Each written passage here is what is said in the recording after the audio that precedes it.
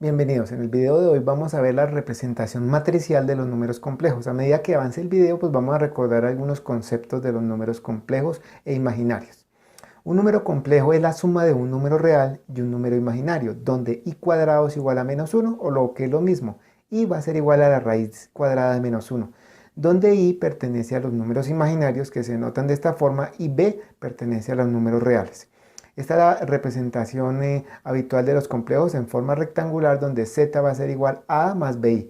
Si lo queremos representar en forma matricial, tenemos que tomamos la parte real en la diagonal principal y en la otra diagonal vamos a tener la parte imaginaria. Aquí tenemos el número b como aparece en la representación habitual y aquí tendríamos el mismo número pero con el símbolo cambiado. La adición y resta. El conjunto de los números complejos se denota como C.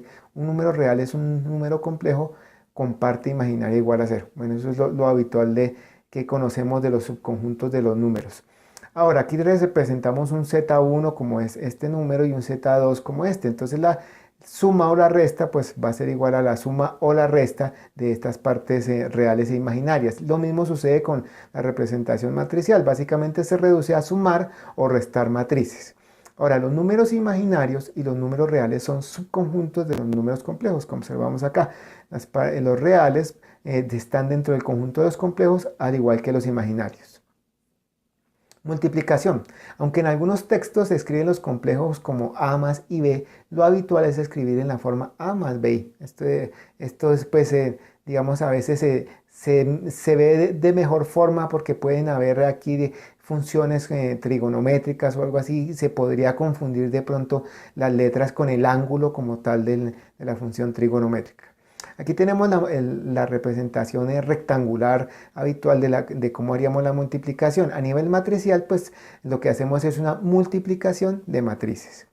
Norma de un número complejo. La norma o valor absoluto de un número complejo se obtiene al utilizar el teorema de Pitágoras en el plano complejo. Observamos que la norma va a ser igual a raíz cuadrada de a cuadrado más b cuadrado, o sea, la parte real más la parte imaginaria. Pues recordemos que esto básicamente es teorema de Pitágoras aplicado a las partes reales e imaginarias de un número complejo. Ahora el complejo conjugado. El complejo conjugado del número z igual a más menos bi es el número z asterisco igual a menos más bi, o sea que básicamente es cambiar de signo la parte imaginaria. El producto de z por su conjugado, z asterisco, siempre es un real. Aquí observamos eso en la representación habitual y aquí lo observamos cuando estamos haciendo la multiplicación de matrices. Observamos que en la diagonal, digamos, secundaria queda 0, o sea, no hay parte imaginaria, y en la diagonal principal pues queda a cuadrado más b cuadrado. Ahora, lo habitual para hallar la norma al cuadrado de un número complejo, si estamos hablando de su representación matricial, es tomar el determinante de esa matriz. Observamos que es el determinante de esta matriz de 2 por 2 y obtenemos a cuadrado más b cuadrado.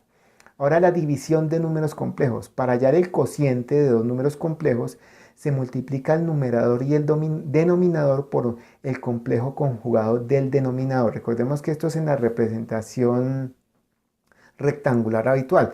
En la representación matricial, como no existe tampoco la división de matrices, lo que vamos a hacer es tomar el inverso del denominador. Entonces el inverso de un complejo aquí, pues ¿cuál sería? Sería el inverso de la matriz que lo representa.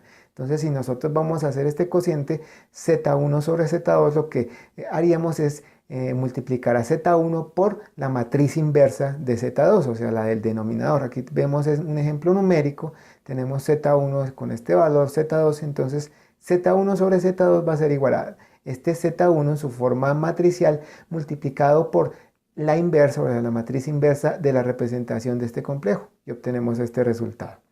Bueno, por el video de hoy no es más, hasta la próxima.